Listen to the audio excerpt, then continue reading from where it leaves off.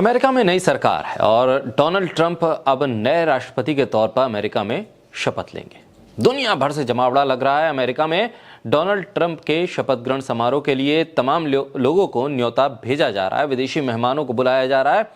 America के नए राष्ट्रपति के इस शपथ ग्रहण के जरिए दुनिया भर की कूटनीति को साधा जा रहा है। अमेरिका के आने वाले वक्त में कौन दोस्त होंगे और कौन दोस्त दुश्मन में बदल जाएंगे या किनसे दोस्ती टूट जाएगी, शपथ ग्रहण में आने वाले न्योते और न मिलने वाले न्योते से इसे समझा जा सकता है। खबरों में यह बात निकलकर सामने आई है कि चीन के राष्ट्रपति शी जिनपिंग को अगले महीने होने वाले शपथ ग्रहण समारोह में शामिल होने के लिए इनविटेशन दे दिया गया। इसे कूटनीतिक तौर पर बड़ा कदम देखा जा रहा है, चीन की कूटनीतिक जीत के तौर पर भी देखा जा रहा है और यह भी कहा जा रहा है कि देखिए, डोनाल्ड ट्रंप अब अपने जो विरोधी हैं उनके साथ मिलकर आगे काम करने की तैयारी में। लेकिन खबर यह है कि भारत के प्रधानमंत्री को न्योता नहीं दिया गया है। यह खबर भी सोशल मीडिया पर कई जगह लोगों ने ट्वीट की और बाकायदा इसको रिपोर्ट भी किया गया। भारत के लिए यह झटका है क्योंकि जिस तरह से नमस्ते ट्रंप से डोनाल्ड ट्रंप को पूरी दुनिया में एक पहचान मिली और प्रचार हुआ, पूरे भारत में तामझाम और सरकार लग गई इस कार्यक्रम को सफल बनाने के लिए, उसी ट्रंप ने अपने दूसरे कार्यकाल में आते ही प्रधानमंत्री नरेंद्र मोदी को अभी तक शपथ ग्रहण के लिए निमंत्रण तक नहीं भेजा।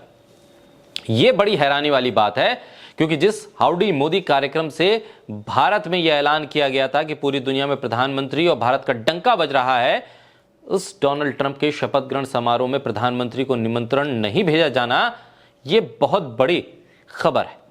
अब इस मुद्दे पर, इस खबर पर बीजेपी के सीनियर लीडर सुब्रमण्यम स्वामी ने एक ऐसा ट्वीट कर दिया जिससे हंगामा खड़ा हो गया, बवाल मच गया है और सवाल खड़े होने लगे हैं कि आखिर क्या यह भारत की कूटनीतिक हार है?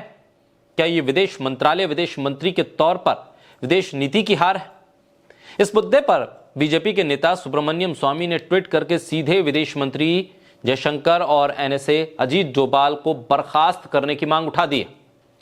उन्होंने ट्वीट किया बाकायदे और लिखा कि यह उचित होगा कि हमारे विदेश मंत्री जयशंकर और राष्ट्रीय सुरक्षा सलाहकार अजीत डोभाल को उनके पदों से बर्खास्त कर दिया जाए क्योंकि वो प्रधानमंत्री मोदी को अमेरिका के राष्ट्रपति बनने के लिए ट्रंप के शपथ ग्रहण समारोह में जाने का निमंत्रण नहीं दिलवा पाए।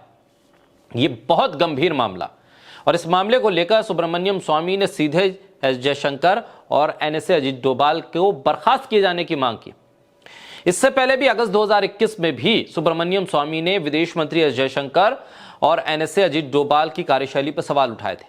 14 अगस्त 2021 को एक ट्वीट करके उन्होंने लिखा था, क्या जयशंकर और डोभाल की नौकरशाह जोड़ी भारत को अंतर्राष्ट्रीय परिदृश्य में लाने वाली गड़बड़ी के लिए कभी देश से माफी मांगेंगे?